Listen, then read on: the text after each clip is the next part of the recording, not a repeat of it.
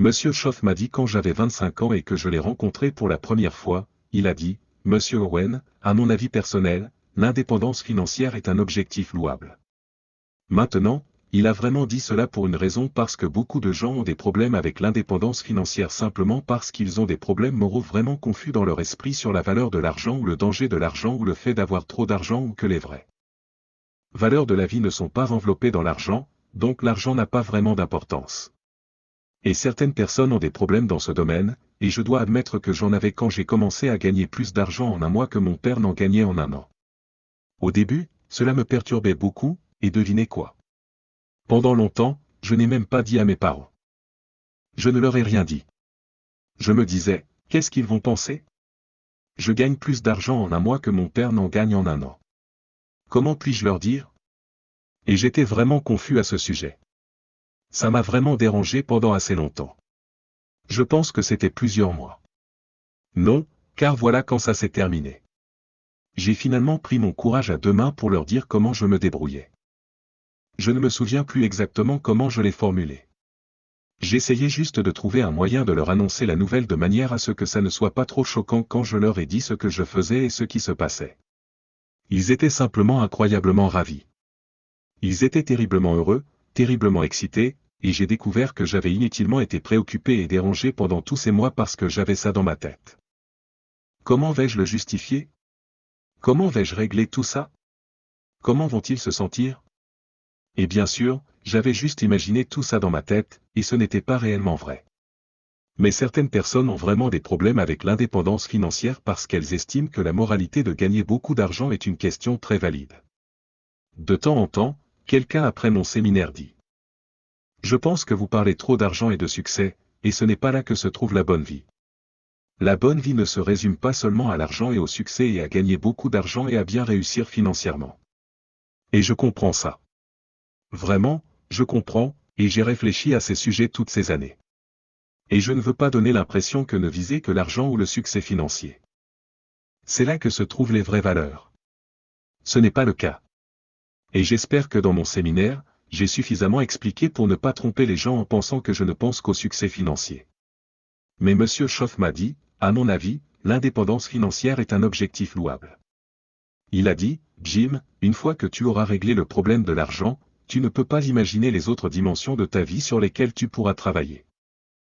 Une fois que tu auras résolu le problème de l'argent, a-t-il dit, tu auras maintenant le temps, plus de temps pour travailler sur certains autres projets de ta vie qui commenceront vraiment à croître et à s'agrandir. Il a donc dit, pour cette raison, je pense que l'indépendance financière est un objectif louable. Et je sais que c'est en partie une question morale. Il y a une phrase de la Bible qui dit: l'amour de l'argent est la racine de tous les maux. Mais je suis sûr que la phrase est probablement plus correcte en disant l'amour de l'argent, l'amour de l'argent. Maintenant, quand j'ai commencé à recevoir certains de ces gros chèques de bonus à l'époque, mes premiers essais d'argent, n'est-ce pas, je ne me suis pas trop inquiété de savoir si ça allait me ruiner ou non. Un de mes amis, son ami riche, quand il a commencé à gagner beaucoup d'argent, a dit, Robert, je ne sais pas si je devrais te donner tout cet argent ou non. Tu sais, l'argent a ruiné beaucoup de gens. Et Robert a dit, essaie-moi juste une fois. Je veux dire, essayons juste. Donc nous sommes tous prêts à le faire, j'en suis sûr, cette première fois. Mais je sais que c'est une question morale, parfois c'est quelque chose avec lequel il faut simplement se battre. L'indépendance financière n'est pas quelque chose pour laquelle vous devez abandonner toutes les autres valeurs pour acquérir. Vous n'avez pas à toutes les abandonner. Maintenant, vous pourriez, et ce serait stupide s'il y a une demi-douzaine de valeurs majeures, et que vous en abandonniez 5 pour en choisir une. Vous voyez, ce serait stupide. Mais à mon avis, vous n'avez vraiment pas besoin de le faire. Mais maintenant, dans la question morale, pour ceux qui me pressent un peu trop de parler trop d'argent et de finances et d'être réussi. J'ai une autre question en réponse, pour affûter mes compétences en débat. Et voici ma question, si vous pouviez faire mieux, devriez-vous le faire? C'est plutôt bon de mon côté du débat, non. Si vous pouviez faire mieux, devriez-vous le faire? Parfois. Les gens utilisent la question morale comme excuse pour être paresseux et ne pas s'améliorer. Ensuite, d'un autre côté, une partie de cela est juste le défi de voir ce que vous pouvez devenir, peu importe le montant. Un homme m'a dit un jour, eh bien, monsieur, je gagne environ $50 000 par an. N'est-ce pas suffisant? Et j'ai dit, oui, c'est suffisant si vous atteignez votre plein potentiel. Mais si vous êtes capable de gagner un demi-million de dollars par an, vous êtes un peu un perdant. Vous voyez, ce n'est pas le montant qui compte, c'est l'étendue de votre portée qui compte. C'est ce que nous voulons faire, utiliser toute l'étendue de notre portée. Peu importe le montant, si c'est 5000 dollars par an, merveilleux. Si vous vous étendez vraiment économiquement, en faisant de votre mieux. Et que ces chiffres se révèlent être 5000 dollars, merveilleux. Si c'est 50 000 dollars, merveilleux. Si c'est un demi-million, merveilleux. Tant que vous vous étendez, que votre santé mentale, votre capacité personnelle atteignent leurs limites, peu importe les montants, ce sont ces montants-là. Parce que M. Schoff avait cette philosophie simple, jusqu'où devriez-vous aller? Réponse. Aussi loin que vous le pouvez. Combien devriez-vous apprendre? Autant que vous le pouvez. Combien de livres devriez-vous lire? Autant que vous le pouvez. Combien devriez-vous gagner? Autant que vous le pouvez. Combien devriez-vous partager? Autant que vous le pouvez. Qu'est-ce que vous devriez accomplir? Autant que vous le pouvez. C'est une bonne philosophie. Qu'est-ce que je pourrais faire par rapport à ce que je fais? Que pourrais-je faire pour étendre ma portée? Suis-je pleinement employé? Bonne question. Et je pense que c'est la réponse à une partie de la question morale. Si vous utilisez correctement vos 8 heures et que vous vous étendez et que vous faites de votre mieux, peu importe le montant, c'est le montant. Mais l'indépendance financière est un objectif louable. Si vous pouvez enfin mettre de côté l'argent en tant qu'objectif majeur dans la tentative d'accomplir le paiement des factures. Et J.M. Schoff m'a dit, Monsieur Owen, je pense que le seul moyen de se débarrasser de l'argent est d'en avoir beaucoup. Donc, j'ai opté pour ça. Le temps que vous avez déjà réservé pour le travail est suffisant pour devenir riche. Si vous travaillez 8 à 10 heures par jour, c'est à peu près ça. Vous ne pouvez pas en faire plus qu'environ 8 ou 10. Mais voyez-vous, si vous utilisez mieux ces 8 ou 10 heures et que vous doublez, triplez, quadruplez vos revenus, voyez-vous, ce serait bien.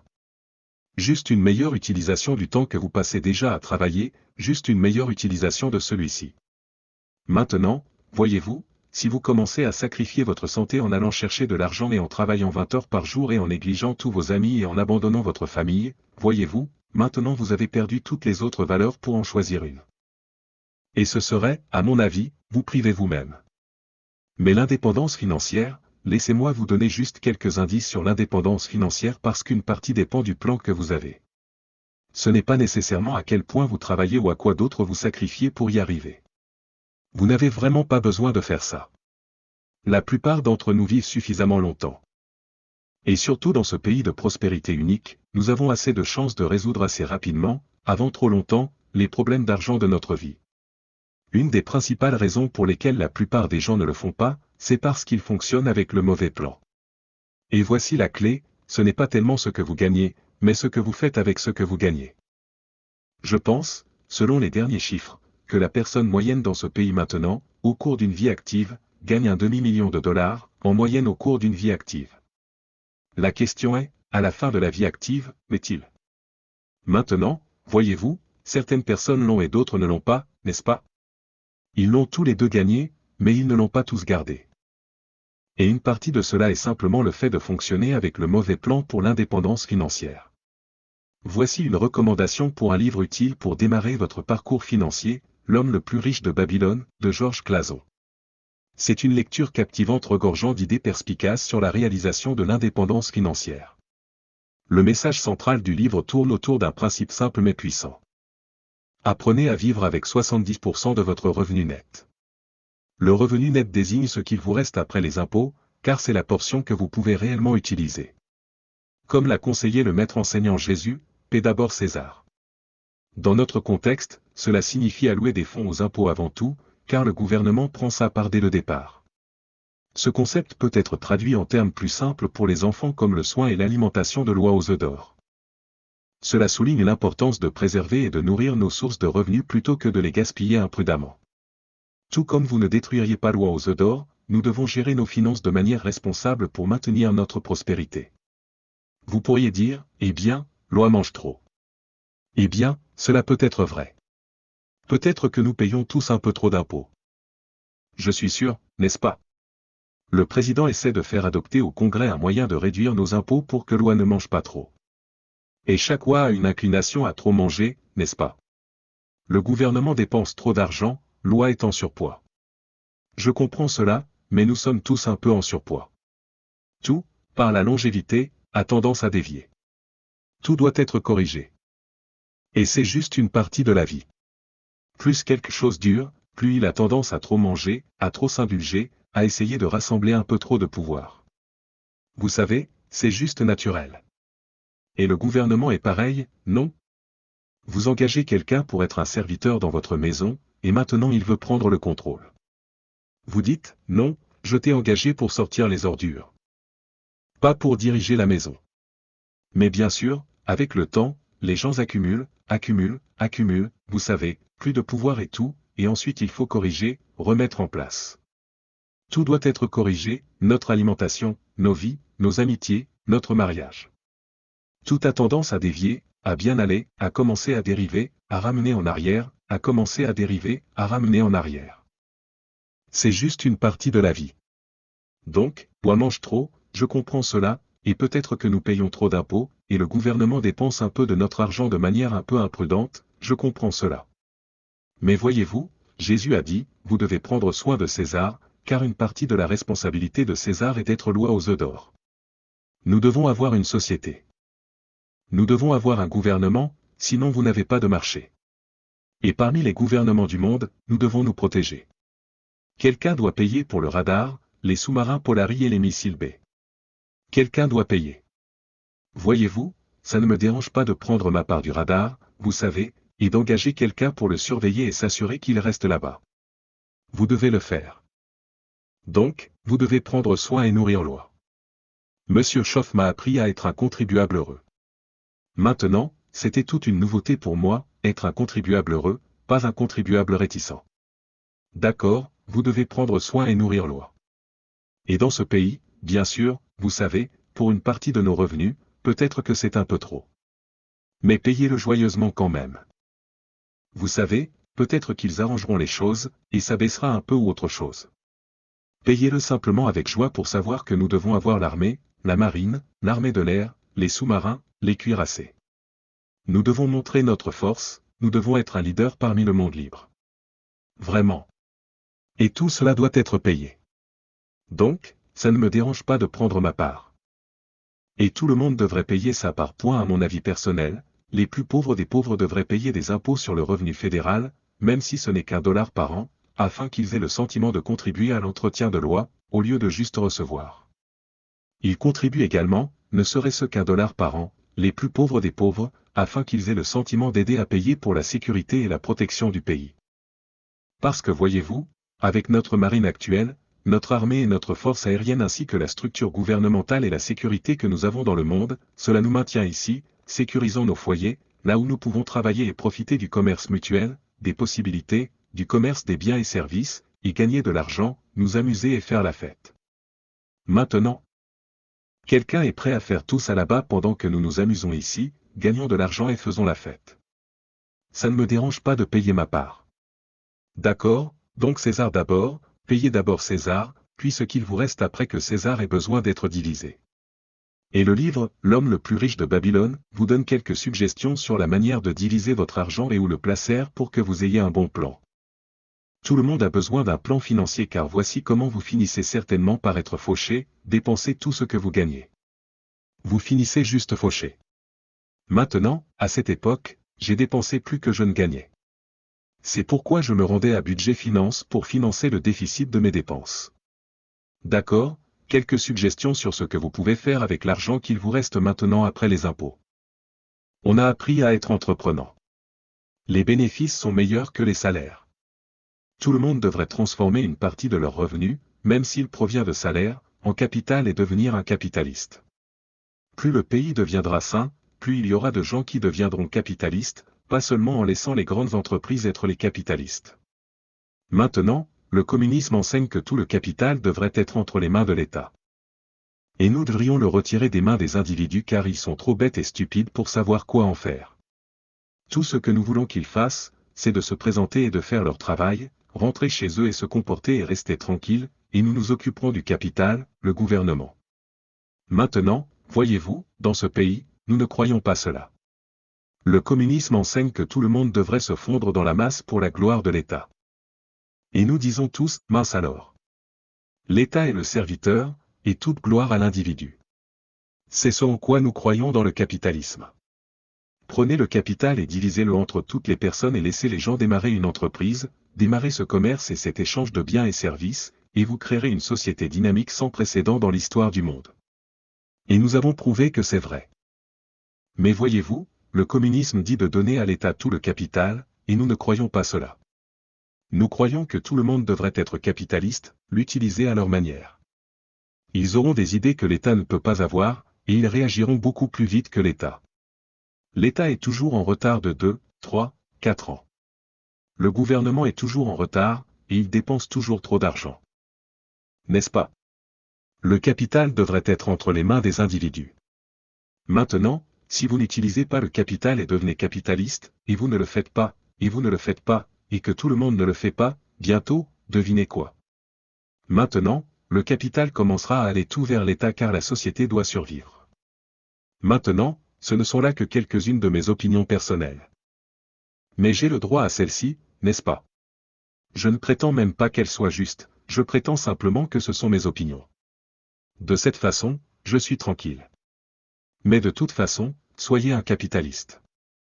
Assurez-vous d'avoir transformé une partie de votre revenu en capital et que vous pouvez apprendre aux enfants comment être entreprenants et capitalistes dès leur plus jeune âge. Juste des petits-enfants, vous leur apprendrez comment avoir 2 vélos, un pour rouler et un à louer pour gagner de l'argent, d'accord? Et apprenez aux enfants comment gagner de l'argent, pas seulement trouver un emploi. Apprenez-leur à être entreprenants, apprenez-leur à vendre. L'une des meilleures façons d'apprendre la vie est simplement de sortir et de vendre quelque chose. Et les petits-enfants peuvent vendre. Apprenez-leur comment acheter une bouteille de savon pour 2 $ et la vendre pour 3 juste en bas de la rue. Votre marché est juste à côté, vous n'avez pas à aller très loin. Apprenez aux enfants comment frapper aux portes, dire « Madame Brown, j'ai ce savon, c'est le meilleur au monde ». Apprenez-leur à faire ça, puis enseignez-leur tous les avantages d'être un enfant. Certaines personnes vous achèteront juste parce que vous êtes petit. Elles le feront. C'est un avantage, et plus vous êtes petit, mieux c'est. Alors, apprenez-leur à être petit, et dépêchez-vous parce que vous ne serez pas petit pour toujours, d'accord? Sortez et profitez-en. Donc, le petit enfant frappe à la porte et dit, « Madame Brown, j'ai ce savon, il ne coûte que 3 $, et c'est le meilleur qui existe, et je suis votre voisin, je peux prendre soin de vous. Vous devriez l'acheter. Et en plus, je suis petit. » Madame Brown dit, « Eh bien, je vous remercie d'être passé, c'est vraiment gentil, j'apprécie ça. Mais regardez, j'ai déjà plein de savon. » Le petit enfant dit, « Eh bien, laissez-moi entrer et vérifier. » Voyez-vous, les enfants n'ont pas peur de faire ça, n'est-ce pas? Je veux dire, ils savent comment surmonter les objections, vous n'avez pas besoin de leur donner des cours. Ils sont incroyables. Maintenant, un petit enfant fait une vente, il a 3 $. Maintenant, ce que vous devez faire, ce n'est pas seulement de leur apprendre à gagner les 3 $, à obtenir les 3 en faisant une vente, maintenant vous devez leur apprendre quoi faire avec l'argent. Maintenant, c'est très simple, que faire avec 2 $, n'est-ce pas? Mettez-le de côté pour que vous puissiez acheter une autre bouteille de savon. L'enfant dit, « Eh bien, ça a du sens, sinon, vous seriez en faillite. » C'est vrai. Et je sais que certains adultes manquent un peu de cette information. Alors, vous devez aussi mettre de côté. L'enfant dit, « D'accord, alors j'ai 1 $ à dépenser. » Dites, « Non, non, si vous le dépensez, vous finirez comme la plupart des gens, à 65 ans, fauchés. Et puis emmenez-les dans cette partie de la ville où les gens ont 65 ans et sont fauchés et laissez-les se promener dans le quartier. Conduisez autour. » Et l'enfant dit, « Oh, je ne veux pas vivre comme ça. » Dites, « D'accord. Maintenant, voici ce que vous faites avec votre argent, parfois, vous devez aller toucher et regarder et voir ce que vous ne voulez pas pour que vous fassiez des arrangements ici pour ne jamais être là. » Quel était ce petit film où ils emmenaient les enfants en prison? Effrayez-les pour les redresser. Laissez-les passer du temps avec les prisonniers, n'est-ce pas? Et de première main, ils regardaient autour, voyaient ces barreaux dans les prisons, parlaient à certains des prisonniers, et de première main, ils faisaient quelqu'un dire, « Quoi que vous fassiez, ne venez pas ici. Maintenant, ce n'est pas un pasteur qui dit, ne va pas là-bas, c'est l'homme qui dit, ne venez pas ici, quoi que vous fassiez. Laissez-moi vous montrer à quoi cela ressemble. Voici où je dois dormir. Je ne peux pas sortir. J'ai encore 15 ans à passer ici. Les yeux des enfants sont gros comme ça, disant, je ne veux jamais finir ici. Vous voyez, c'est bien, n'est-ce pas? Et pour nous enseigner à tous, nous devons juste aller là où les gens ont eu le mauvais plan, et c'est triste, n'est-ce pas? Regardez en arrière et dites, j'ai pris le mauvais plan à l'âge de 20 ans. Regardez où je suis. Qui m'a convaincu de ce plan? J'ai acheté le mauvais plan. Alors l'enfant dit, d'accord, que vais-je faire avec mon dollar? Voici ce que vous faites avec votre dollar, 0,10 est pour l'augmentation du capital, et tout le monde devrait avoir le même plan. 0,10 sur chaque dollar devrait être pour l'augmentation du capital. Maintenant, voyez-vous, l'enfant comprend cela tout de suite. Dit, eh bien, c'est vrai. Si vous économisez vos pièces et pouviez acheter 2 bouteilles de savon au lieu d'une, vous vous épargnez un voyage. C'est vrai. Maintenant, non seulement vous vous épargnez un voyage, certaines personnes vous vendront 2 bouteilles moins chères qu'une. Vous achetez une bouteille pour 2 dollars, ils vous vendent 2 bouteilles pour 3,80 dollars. L'enfant dit. Quel ingénieux. Ensuite, quand vous les vendez, vous gagnez plus d'argent. C'est vrai. C'est pourquoi vous devez accumuler votre capital, car tout le monde en bénéficie. Ils peuvent vendre 2 bouteilles au lieu d'une à la fois, donc c'est mieux pour eux, et c'est mieux pour vous, et c'est mieux pour tout le monde. Maintenant, vous commencez à enseigner le commerce, le capitalisme, comment gagner de l'argent. Comment être responsable, et surtout, que faire avec. Voici encore 0,10, une autre 0,10 est pour donner à la charité. J'aurais vraiment dû mettre cela en premier, juste après César. Jésus a dit, payez d'abord à César, puis donnez à Dieu pour la charité.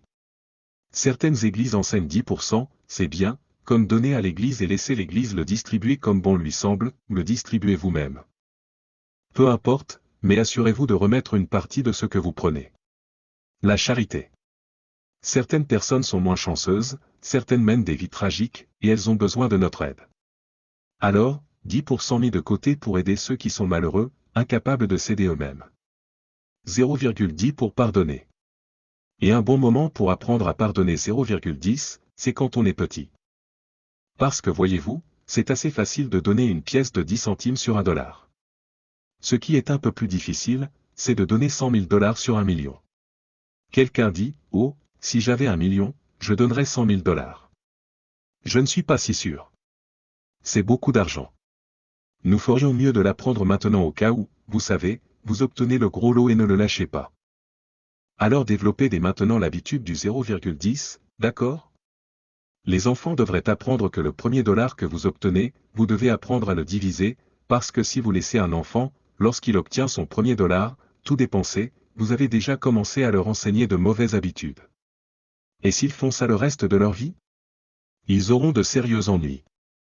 Alors vous devez leur apprendre quoi faire avec le premier dollar, ou aussi rapidement que possible, corriger ce qui pourrait être faux. Donc, 0,10 pour la charité, 0,10 pour l'augmentation du capital, et 0,10 de plus est pour l'investissement. Maintenant, au début, utilisez cette réflexion de 0,10. Le plus riche homme de Babylone dit d'utiliser 10 cents pour payer toutes vos factures. Ce qui est bien. Maintenant, vous pouvez commencer à l'utiliser pour investir, mais payez d'abord toutes vos factures, toutes les petites accumulations de cartes de crédit et tout ça. Il y a une phrase de la Bible qui dit, l'emprunteur est serviteur du prêteur. Et aussi rapidement que possible, vous ne voulez plus être un serviteur, ce que vous voulez être, c'est un prêteur, pas un emprunteur. Mettez-vous de l'autre côté de la table dès que vous le pouvez. L'emprunteur est serviteur du prêteur. Maintenant, une fois que vous avez payé toutes ces petites factures, nettoyez toutes les petites factures, Arnold, Leno, tout ça, nettoyez tout ça, maintenant vous avez de l'argent à investir. Maintenant, voici où vous devriez investir une partie de votre argent, des comptes d'épargne, des institutions financières. Ainsi, cela fournit un plus grand fonds de capital pour que les personnes réussies puissent emprunter et démarrer de grandes entreprises que vous, au début, ne pouvez pas démarrer, construire de grandes usines et employer beaucoup de gens. Il doit y avoir une collecte de capital afin que les gens puissent l'emprunter, et devinez ce qu'ils feront quand ils emprunteront votre argent. Ils vous paieront pour son utilisation.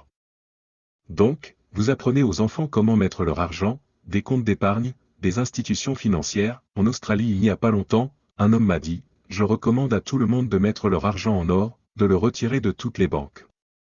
J'ai dit, alors vous allez faire faillite au pays. Vous ne pouvez pas faire quelque chose et l'enseigner à tout le monde d'autre qui va faire faillite au pays.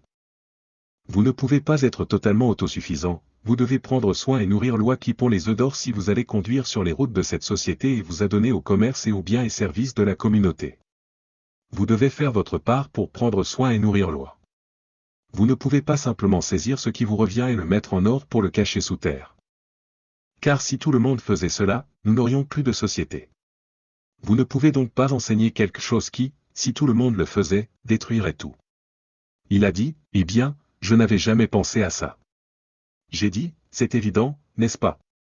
Maintenant, vous devez réfléchir à ce qui va aider toute la société. Quelqu'un dit, eh bien, je vais saisir tout ce que j'ai, me barricader. Partir dans une grotte dans les montagnes et attendre avec un fusil. Eh bien, si tout le monde faisait cela, alors le monde serait fini, alors Dieu devrait recommencer tout à zéro, ce qu'il a fait à l'occasion, mais la plupart des gens n'ont pas apprécié le processus. Alors, qu'est-ce qui va aider tout le monde? Qu'est-ce qui va aider le commerce? Que puis-je faire de mon côté en matière de taxes? D'épargne et d'aide aux institutions financières qui permettront de créer des entreprises, d'employer plus de personnes et de maintenir la santé du pays. Vous devez simplement réfléchir, pas seulement à vous-même. La pensée égocentrique est destinée au développement des compétences. Maintenant, nous devons aussi réfléchir à ce que je peux faire pour les autres, ma part, mon 0,10, mon pourcentage. Et vous pouvez enseigner cela aux enfants. Mettez votre argent dans des institutions financières. L'enfant dit, eh bien, est-ce que tu le récupères? Bien sûr, tu le récupères. Ils l'empruntent pendant un certain temps et te le rendent, et en plus, ils te paient des intérêts dessus. Ils te donnent de l'argent pour l'utiliser. L'enfant dit, c'est malin. Et ensuite, vous lui donnez le gros lot. Vous dites, oui, mais combien paient-ils les enfants? Et vous leur donnez la bonne nouvelle, le même taux qu'ils paient aux adultes. Maintenant, vous pouvez commencer à agir en grand parce que maintenant, numéro 1, vous êtes un prêteur au lieu d'un emprunteur, et vous êtes payé autant que les adultes. Même si vous avez 10 ans, ils vous paient le même pourcentage. L'enfant dit, waouh. Ensuite, vous devez également enseigner aux enfants comment être des contribuables heureux car les enfants deviennent des contribuables dès qu'ils dépensent de l'argent. Ils vont au magasin local, dépensent 50 cents. Le commerçant veut quoi? 3 stylos de plus.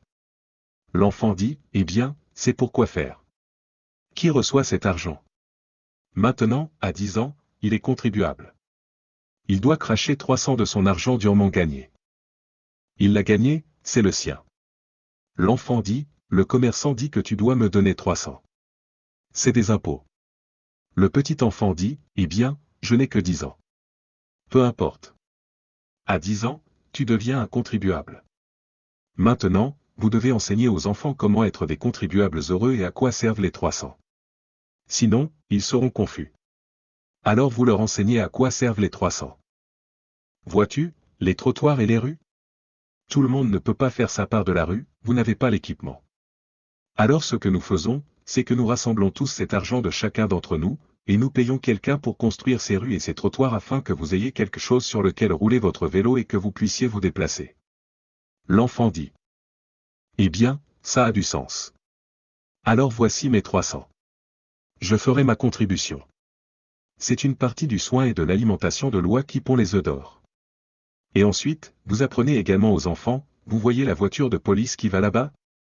Vous en êtes propriétaire.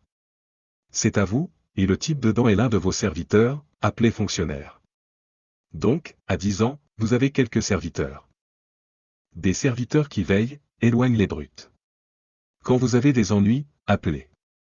Vous voyez, une fois que les enfants comprennent, une fois que les gens comprennent où va l'argent, à quoi ça sert, faire la contribution joyeuse, diviser votre argent avec plaisir plutôt que de façon réticente, alors vous pouvez simplement changer beaucoup de ce tumulte intérieur, et vous devenez plus enthousiaste à participer. À faire votre part, à apprendre des compétences et à grandir pour devenir une partie incroyablement unique de la société plutôt qu'une partie réticente, une partie traînante, une partie malheureuse et une partie misérable, et vous le faites avec animosité au lieu de joie. Vous voyez, vous pouvez imaginer à quoi ressemblerait le complexe de la société et comment il changerait si tout le monde avait ces sentiments. Mais si suffisamment d'entre nous le font, voyez-vous, nous serons capables d'influencer tous les autres, du moins dans une certaine mesure. Ce que vous faites avec votre argent.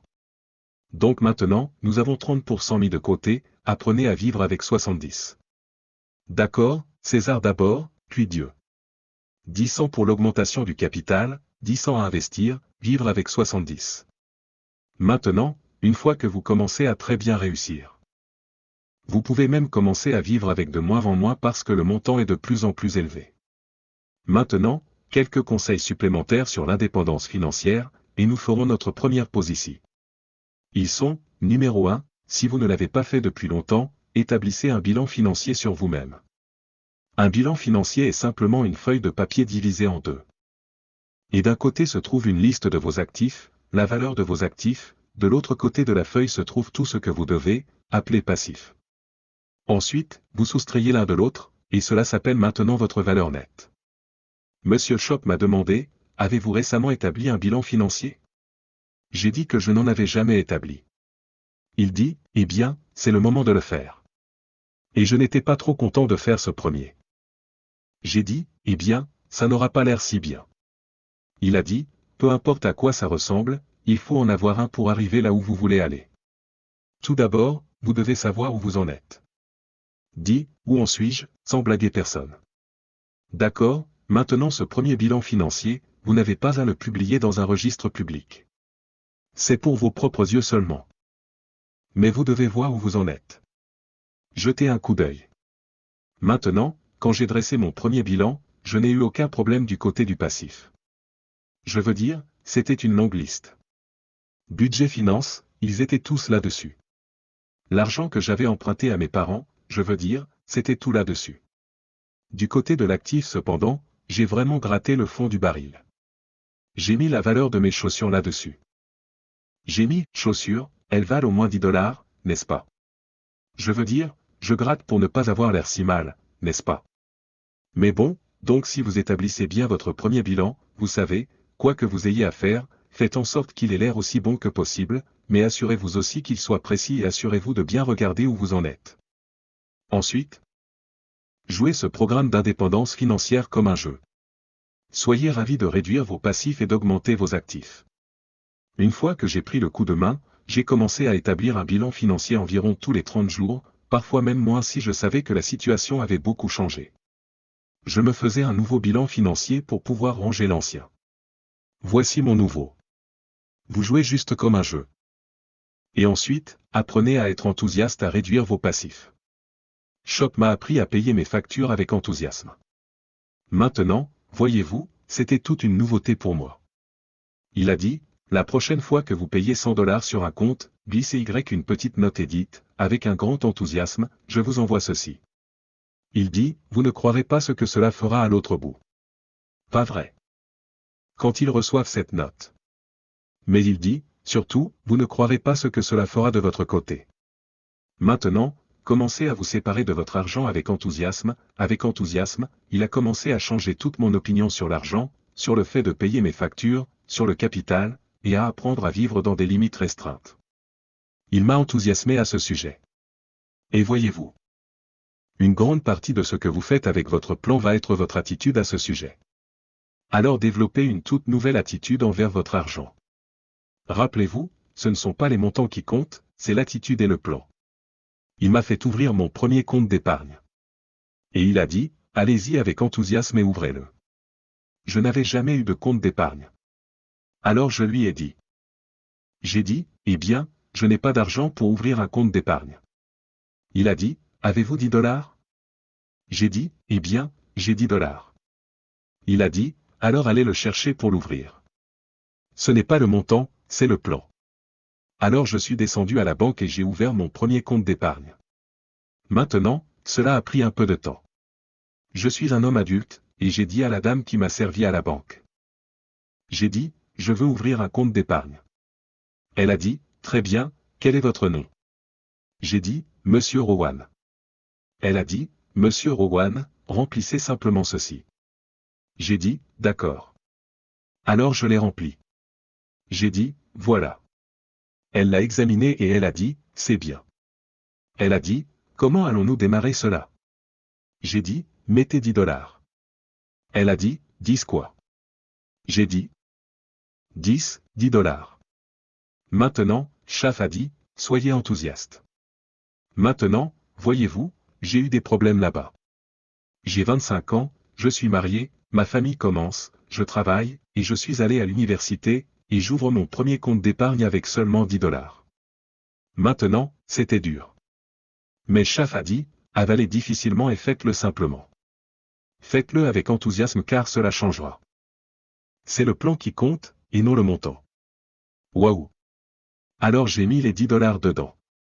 J'ai dit, eh bien, ça ne ressemble pas à grand-chose. Mais j'ai dit, je vous le dis. Avant longtemps, j'aurai le plus gros compte d'épargne de cette banque. Elle a dit, eh bien, si vous le dites. Devinez quoi? En moins de 2 ans, j'avais le plus gros compte d'épargne de cette banque. En moins de 2 ans. Chaf avait raison. Ce n'était pas le montant, c'était l'attitude. C'était mon nouveau plan.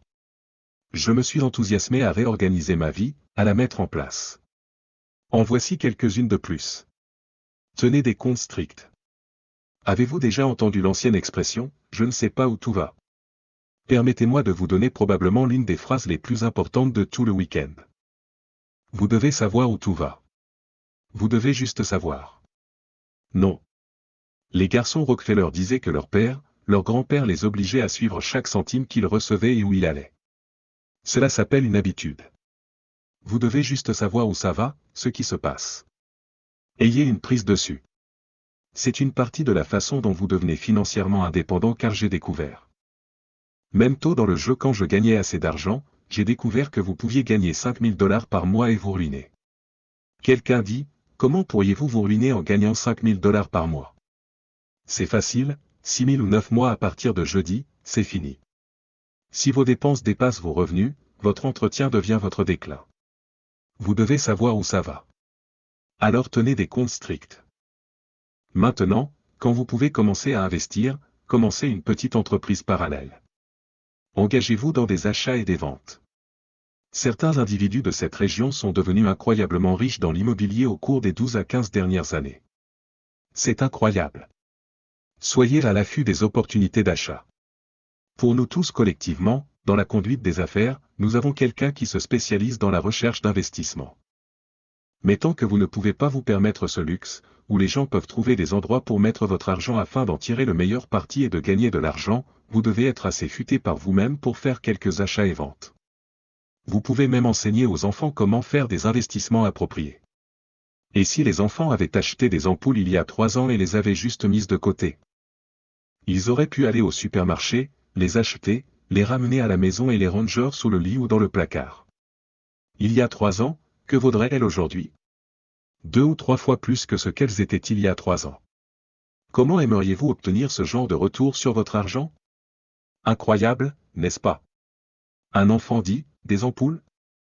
Je n'y ai jamais pensé. Il suffit d'en acheter et de les mettre de côté.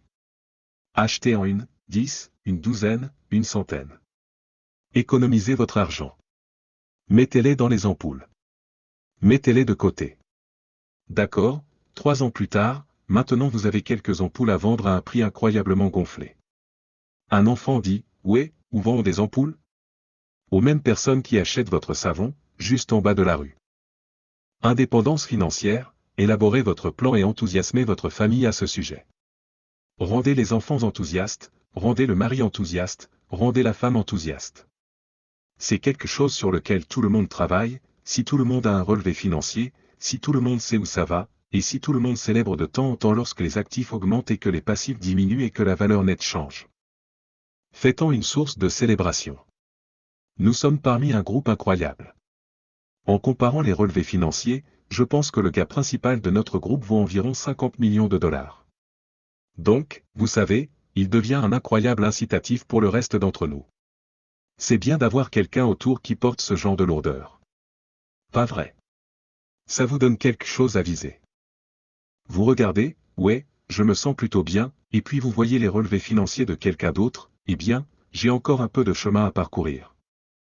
Mais quoi qu'il en soit, jouez Y comme un jeu, soyez enthousiaste à ce sujet, développez les compétences pour gagner de l'argent, pensez à des entreprises, des investissements, développez davantage de compétences pour pouvoir gagner plus d'argent. Mais ayez ensuite un plan incroyablement excellent sur ce qu'il faut faire avec votre argent. Et sûrement, très rapidement, la première année, la deuxième année, la troisième année, vous ne pouvez pas croire les changements qui vont commencer à se produire. Et le changement majeur, bien sûr, c'est dans votre propre confiance en vous. Et c'est là que viennent les richesses. La confiance en soi. Ce n'est pas le compte bancaire croissant. C'est votre prise de conscience croissante que vous êtes aux commandes. Vous avez un plan, vous êtes sur la bonne voie. C'est en train de changer parce que vous l'avez changé. C'est différent parce que vous l'avez rendu différent. Ça grandit parce que vous avez pris certains engagements envers vous-même. Et ce genre de sentiment est là où se trouve le trésor. Car le vrai trésor est dans le développement personnel. Le bonheur ne réside pas dans ce que vous obtenez. Le bonheur réside dans ce que vous devenez. Mais bien sûr, ce que vous devenez est lié à ce que vous obtenez.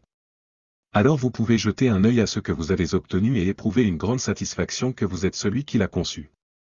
Vous êtes celui qui l'a défini. Vous ne l'avez pas laissé dériver et vous mettre dans le pétrin. Vous avez fait les changements, vous avez pris les décisions difficiles. Alors, pour votre propre indépendance financière, obtenez le livre, obtenez d'autres livres, faites des lectures, faites-en un jeu, jouez, ayez un plan, changez d'attitude, devenez un contribuable heureux, payez vos factures avec enthousiasme. Mettez tout cela ensemble, et je vous le dis, ça va commencer à changer. Vous ne le croirez pas. D'accord, indépendance financière. Merci encore d'avoir écouté, et que cette année soit la meilleure de toutes. À votre succès.